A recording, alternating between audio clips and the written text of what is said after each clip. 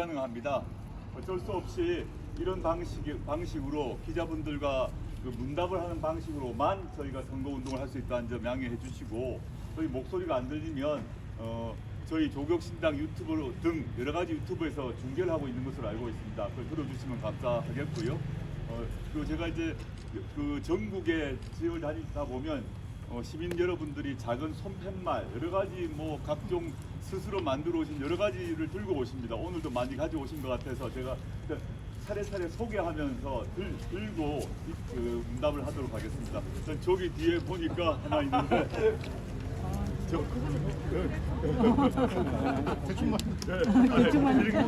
나중에 제가 들게요.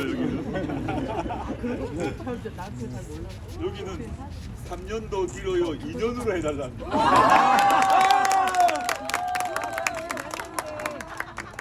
3년 구원해달라고 하시네요. 구원해달라. 이게 저희 사실 뭐 이 김포 지역만이 아니라 전국을 돌다 보면 국민들이 그 마음들을 이렇게 여러 가지 방식으로 표출하시는데 일관됨이 있는 것 같습니다. 그 4월 10일 총선에서 어떤 일이 있어야 된다, 국민들이 뭘 해야 된다, 그리고 저희 조국신당에게 바라는 바를 이렇게 만들어 오셔서 너무너무 감사합니다. 예, 기자분들 오신 것 같은데 질문해 주시면 답드리도록 하겠습니다. 그 전에 구호 한번 합시다. 네! 3년은 나옵니다! 3년은 나옵니다! 3년은 나옵니다! 네, 감사합니다. 예. 네. 이곳이 김포인데 여당에서 최근에 서울 편입에 대한 이야기를 처음 시작하시기도 합니다. 네네네. 상황이 다음 국회에서는 굉장히 치열하게 전개될 것 같은데 이에 대한 입장 부탁드리고, 최근에 또 두 가지 질문이 더 있는데요. 윤재욱 원내대표가 이제 해초리가 쇠몽둥이가 되어서는 안 된다, 개헌 저지선을 지켜달라라는 해초리 그렇게 말해. 해초리가 새몽둥이하게 만든다. 네네. 그런데 한편으로 지역당에서 개헌선을 좀 만들려는 노력을 열심히 하고 있는데 이에 대한 여당의 입장이 좀 엄살인지 이런 부분 말씀해 주시고, 최근에 그 부주기 결방 문제가 시끄러운데 이게 평소에 방심의 어떤 심의로 인한 언론의 위축 때문으로 보시는지도 말씀해 주시죠. 세 가지 질문 하셨는데 차례차례 말씀드리겠습니다. 김포권 관련해가지고 기억나시겠습니다만은 한동훈 비대위원장이 차례차례 여러 가지 말을 합니다. 맨 처음에는 김포를 서울에 편입하겠다고 약속을 했습니다. 그 당시에 그 김포가 서울에 편입되려면 매우 복잡한 법적 절차가 필요합니다. 그 지역에서 그러니까 서울시는 서울시대로, 김포시는 김포시대로 결의를 해야 됩니다. 이 절차를 거치지 않고 합의될 수가 없어요.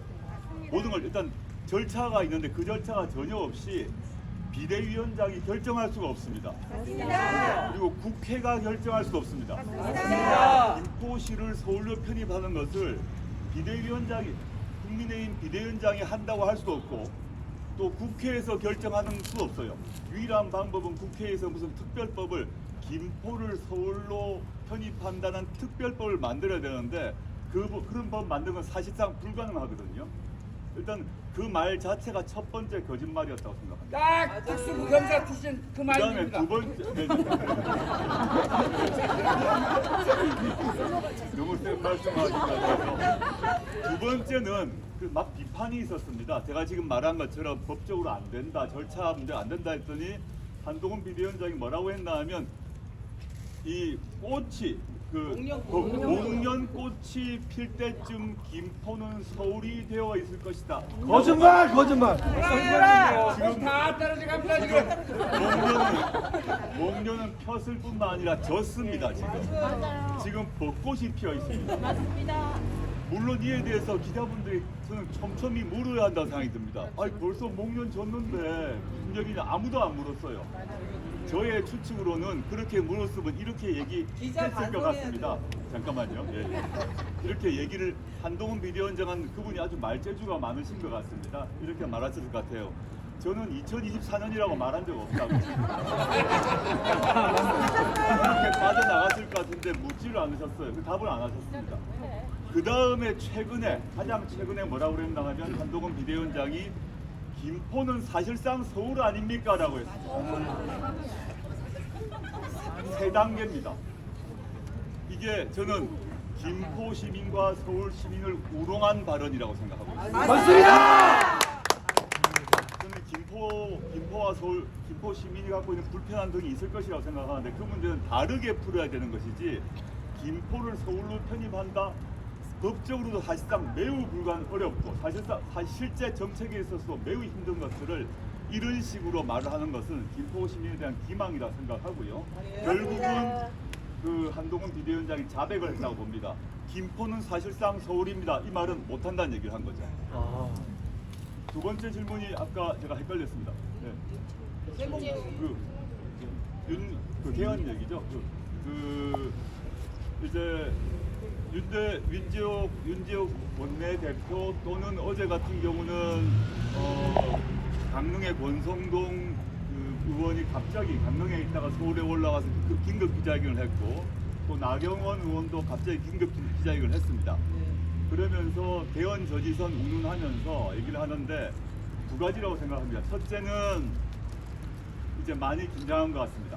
국민의 심판이 다가오고 있음을 알고 있는 것 같습니다. 그 전까지는 국민 앞에 군림하고 국민 앞에 오만하고 건방진 태도를 계속 보이다가 국민의 분노가 드디어 임계점을 넘었다는 것을 드디어 안 것 같습니다. 그래서 이제 그거를 드러낼 수밖에 없었던 상황이고 그러면서 또 한편 개헌 저지선 운운하는 얘기는 이거는 엄살이라고 봅니다. 자기들이 살아나기 위해서 즉 심판을 받지 않기 위해서 개헌 저지선 운운한다고 생각하고요. 세 번째가 아까 공명광. 뭐 다들 아실 것 같은데. 저도 어제 그 얘기를 듣고요. 실소를 금할 수 없었는데요. 복면가왕이 아주 인기 있는 프로그램이고 우리나라만이 아니라 전 세계에 포맷을 달리해서 수출하고 있는 유명한 프로그램입니다. 근데 복면가왕의 9주년 특별 방송이 그 구자가 조국 혁신당의 구를 연상시킨다고 결방을 시켰지 않습니까? 이게 도대체 뭐 하는 짓입니까 이게? 똥불탄네! 이게 우리나라 국민들을 뭐로 하는 것인지 정말 좀 한심하고 그만큼 조국 혁신당이 신경이 쓰이는 것입니까? 맞습니다. 그렇게 조국 혁신당이 신경 쓰이고 9번이 신경 쓰이면 전 이렇게 말해야 된다고 생각합니다. 몇 번 그런 기준으로 보면 그 9주년 이 9주년의 구자가 조국 혁신당의 구를 연상시키기 때문에 선거에 국민의힘에 불리할 것 같고 조국 혁신당에 유리할 것 같고 그래서 결방시킨다는 논리에 따르자면 첫째 KBS 9시 뉴스도 그만두게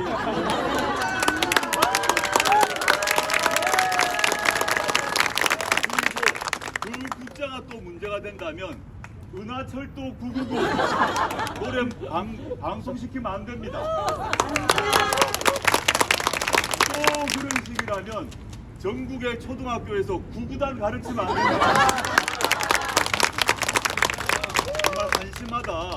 우리나라 국민의 수준을 어떻게 보길래 전 우리나라 역사상 그런 식으로 방송 통제하는 경우를 들어본 적이 없습니다. 정말 한심하고 부끄러운 일이다. 이런 식으로 나라를 운영했음을 반증하는 사례라고 생각합니다.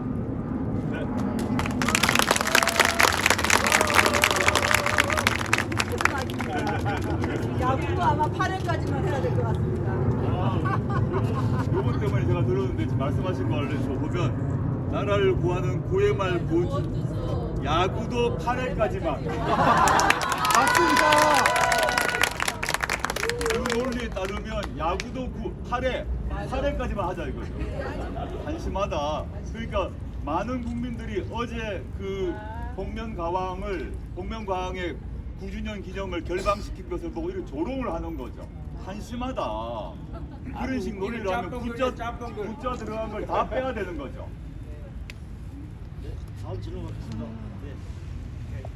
최기님 기자입니다. 저도 질문 세 개 하겠습니다. 일단 지금 주말 사이에 조국혁신당이 이제 선전에서 14석 이상의 의석수를 차지할 거라는 얘기가 있었는데 이에 대해서 대표님 생각이 조금 궁금하고요. 또 이제 200석 이상을 가지면은 이제 한동훈 위원장 말입니다. 이재명 대표와 이제 조국 대표가 스스로를 사면할 것이다라고 조금 전에 얘기를 했다고 하는데 이에 대해서 내일 이제 마지막 일정이 대파혁명 강조하면서 이제 광화문 유세를 하시는데 그때 이제 마지막 각오 같은 거 좀 궁금합니다. 며칠 안 남았으니까요. 네. 일단 그 200석을 민주당 더하기 조국혁신당 중에서 200석을 얻으면 사면을 한다는 얘기인데 그게 이제 저는 그 말 자체가 이해가 안 되는데 우리나라 헌법상 사면권은 대통령에게 있습니다. 대통령에게 있는데 그 민주당과 조국혁신당이 합해서 200석을 넘으면 국회가 사면권이 없어요. 이게 무슨 말을 하는지를 저도 법률적으로 잘 이해가 안 된다. 장난치는 겁니다. 그에 따르면 잠깐만 조용히 해주세요. 열받으시면 알겠는데 그 말이 뭔지 모르겠다. 추측을 해보면 200석이 되게 되면 한동훈 비대위원장이 윤석열 대통령에게 사면하라고 건의하겠다는 말인지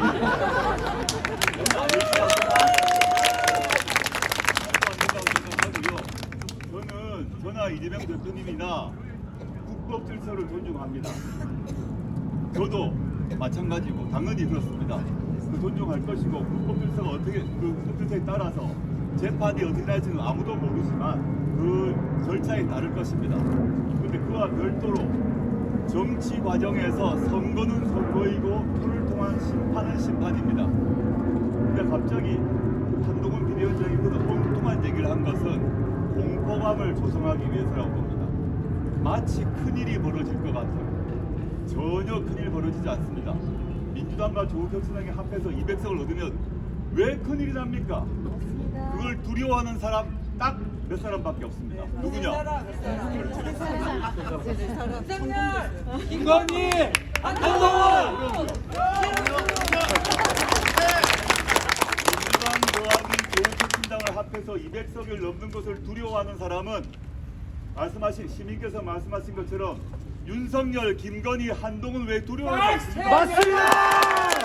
왜 두려워해야 됩니까? 200석이 있으면 윤석열 대통령의 거부권 오남용을 막을 수 있습니다. 맞습니다. 윤석열 대통령이 거부권 행사한 법안이 뭡니까?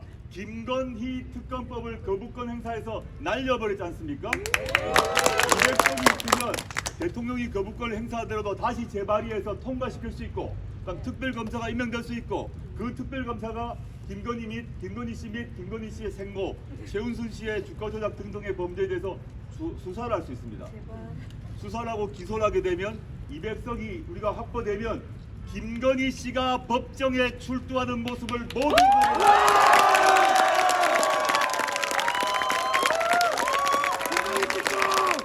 김건희 씨가 법정에 출석, 기소되어야만 출석합니다. 법정에 출석하는 모습을 두려워하는 사람이 우리입니까? 아니야. 그렇게 답드리고요. 아까 하나 답을 다 드렸던 목표 의석수 말씀드렸거든요. 목표 의석수는 바꾼 적이 없습니다. 다만 말씀드린 바는 조국혁신당은 창당 이후 지금까지 윤석열 정권을 조기종식 지킨 것, 그 다음에 민생과 복지가 확보되는 사회권 선진국을 만들기 위해서 달려왔습니다. 그 달려왔고 일정한 성과를 거뒀다고 생각합니다. 그리고 국민들의 공감도 얻었다고 생각합니다. 저는 감히 말씀드리자면 목표 의석은 수정하지 않았지만 국민 여러분들께서 비례대표는 9번을 압도적으로 몰아주십시오. 맞습니다.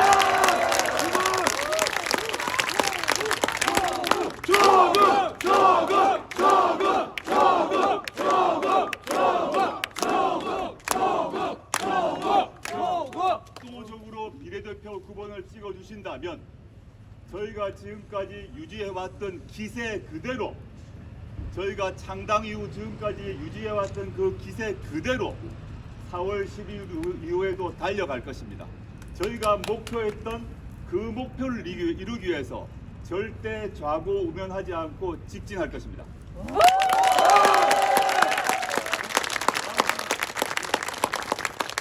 국민들이 체육대회 자러 간다 지역에 오셨으니까 지역 관련 질문을 하나만 드리겠습니다. 여하튼 지난해 여권으로부터 해서 서울 인접도시들의 서울 편입도는 뭐 연담화, 메가 서울, 서울 광역화 이런 논의가 있고요. 그다음에 또 김동연 경기지사도 본인의 공약사항인 경기 북부 특별자치도 또는 경기도 북도, 남도, 분도 정책을 추진하고 있습니다. 지금 수도권을 중심으로 행정구역 개편에 대한 논의가 지금 있는데요, 사실. 네네. 그것에 대한 조 대표님의 입장이나 이런 게 있으면 말씀을 부탁드리고요. 또 하나는 다른 당 이야기긴 하지만 국민의힘 한동훈 비대위원장이 요즘 입이 거칠어지고 있는데 쓰레기통 뭐 같이 이렇게 이런 말을 하시는데 총선 이후에 그분의 거치나 위치가 어떻게 될 거를 보시는지 한번 부탁드리겠습니다. 바꾸고 하겠습니다. 이거 좀. 예.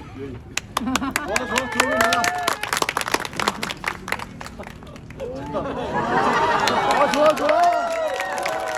쩔리나.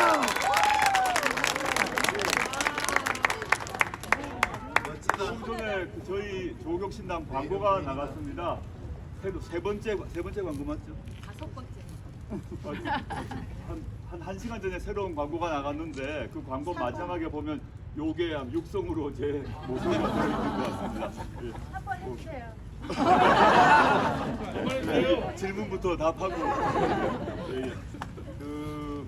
지금 말씀하시던 수도권 전체 행정구역 개편 문제가 여야는 물론이고 그리고 그 야아 내에서도 의견차가 좀 있는 걸로 알고 있습니다. 같은 민주당 소속이지만 김동연 지사님 생각하고 이재명 대표님 생각하고 일정한 차이가 있는 것 같고 민주당 내에서도 논의가 이제 시작으로 저는 알고 있습니다. 그 점에 대해서는 저희도 지금 결론을 내기보다는 현재 그 경기도 또 서울 특히 이제 경기와 서울이 거의 생활권이 많이 붙어 있기 때문에 이걸 어떻게 개편할 것인가의 문제는 의견 수렴이 더 필요하다고 봅니다.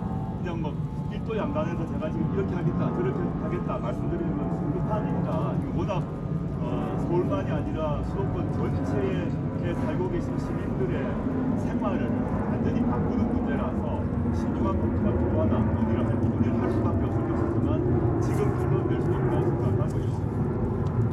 두 번째 한동훈 비대위원장이 이미 거칠어진 거 보니까 저는 그분 역시 매우 급한 상황 같아. 돌았습니다. 졸렸죠? 요런 측면이 있는 것 같고요. 그다음에 지금 원래 사람이 많이 급해지고 궁색해지고 불안해지면 두 가지가 드러나는 것 같습니다. 평소에 교양 수준이 드러나는 것 같습니다. 맞습니다. 그래서 쓰레기, 또 무슨 개폼, 여러 가지 등등의 언어 순화를 좀 하실 필요가 있는 것 같고요. 두 번째 여러 가지 저에 대해서 각종 비난을 하는데 저는 4월 10일 이후에 특별히 그분이 공적 영역에서 활동을 못 하실 것 같아서 언급을 안 하는 게 좋겠습니다.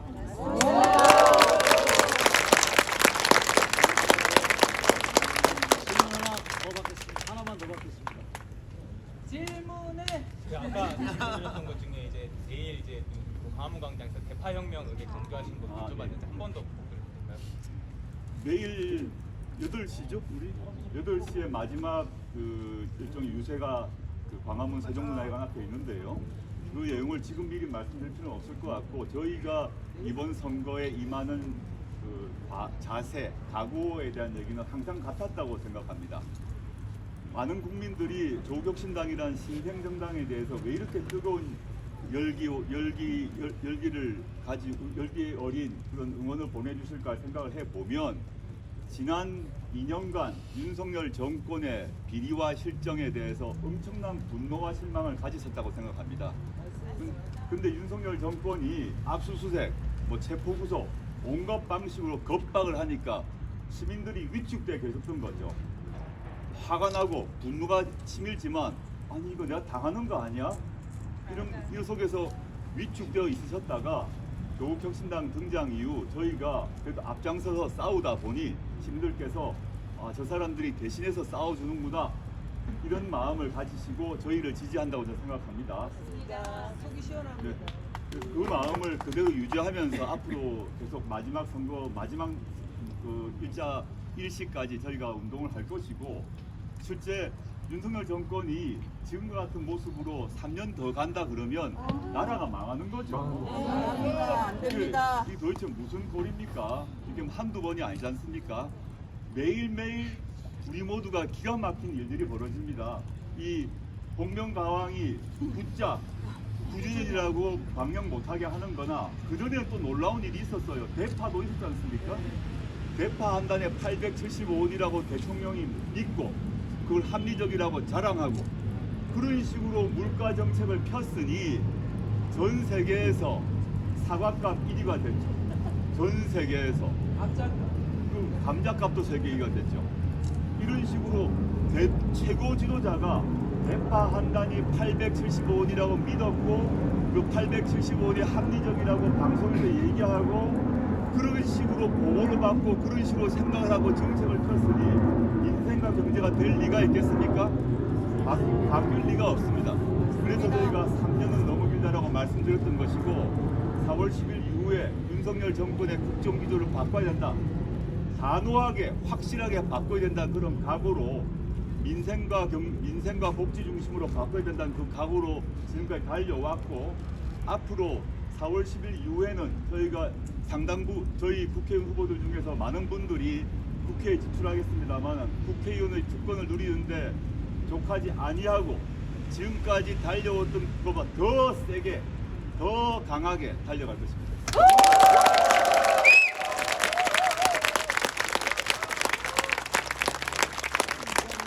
대파 혁명이라고 하는 건 당에서 공식적으로 쓰는 워딩은 아닙니다. 저희들 입장 방화문 대첩 정도가 적당할 것 같고요.